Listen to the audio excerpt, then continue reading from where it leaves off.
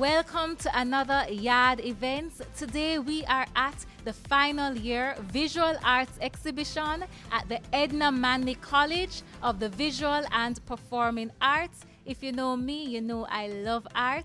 So stick around and see what these talented students have in store for you.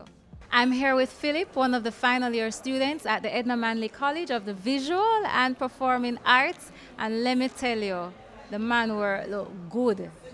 Yo, tell me about, first of all, tell me what program you specialized in, what's your major, and what's the theme of your exhibition? All right.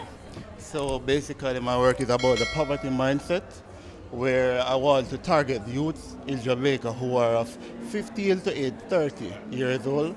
So, poverty is a well talked about topic, that raises conversation on a regular basis. And we even try to help the poor by giving them tangible things. And this is not permanent, it's just temporary. It's just a temporary gain or temporary solution. But guess what? A greater part of the problem are usually being ignored, which is, see how the poverty mindset impact people and how it prevents them from getting what they truly deserve.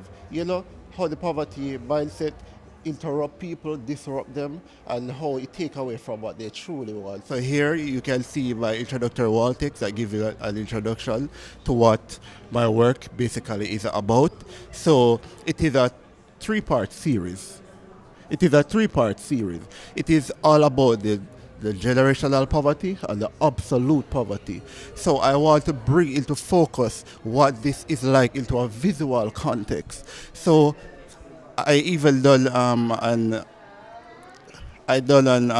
interview with these persons who are in this kind of situation, and based on the feedback and response that I have received, I decided on putting it into a visual context. And one of the things that I have received from the interview is how they are blaming people for their downfall. So here you can see I have this one, the casting blame. So you hear things like, I'm a mother cast it, I'm a boyfriend, I told them what baby make me no better. So it's all about a pointing game, blaming people for everything. And here we can see that this person is in a learning environment, but yet they choose to put up a blockage around their mind. They block out all the opportunities, they block out all the good things from them tapping into their true self. So we can see even in their expression, in their body language, that they're absent from everything that is happening. So they're absent-minded. And over here, we have the generational and the absolute poverty again. So right here we can see, this one is titled Surrendered. And we can see where this person is surrendered to their situation, where they just give up, bury themselves into their situation. They give up. Financial stability is absent. The broken lantern wheel, they have lost hope.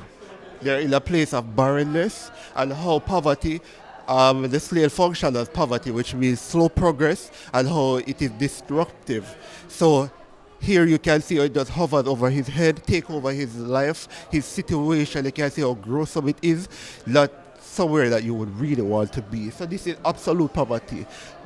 There's nothing good in that place that you want to be. Here we have generational poverty, where we can see the subject within the hollow bark of a tree. And you can see this person is not comfortable. You wouldn't want to be here. And the hands that's symbolic of the different generations within the family, stretching solution that they think is helpful, but really it is just temporary. So they think it is safe, why a healthy reason use a safety pin, but in fact it is not safe. You don't want to be here. So in reality, this is generational. This is a true depiction. This is my interpretation of how generational poverty looks. Just to move on quickly, here I have rescinded, where you can see the subject take control over their situation. They are pulling out, they are coming out of it. So this is what I'm trying to get across with my work. I want to motivate each person. I want to help them. I want to, transform them, to let them know and believe within themselves that change is possible and that they too can have it. And change is not just for me or for you or for other person, but change is also for them. And the same thing go right across, which means rebirth of the butterfly. We have the breast, which means rebirth just the same. And here we can see the subject coming out of their cocoon, which showing that they have transformed. They're in that process of coming out of their old situation, their old state, and just accepting change and know that change is for them. So that is pretty much what the work is showing. What a profound exhibition. Definitely. Tell me, I'm looking at it and I want to know, is graphics you use under this or you? Wow. Well, this was a traditional approach where you use graphite and charcoal to execute it on a 24 by 35 inches Bristol paper. So you do that yourself with your hand? All How by long did it take you to do at one of the paintings? Well, to be honest, one like this took me about 2 days, to be honest. The others, like a week and a half, thereabout. No, sir. Don't mind you. No, trust me. You explained each piece and I just saw everything that you were saying. Especially, trust me, I see that you put thought into it. Right, so I chose to use surrealism as my approach. The concept behind it, which, surrealism is very good for storytelling. You don't bring forth things into a literal manner. You allow the viewer to read into it.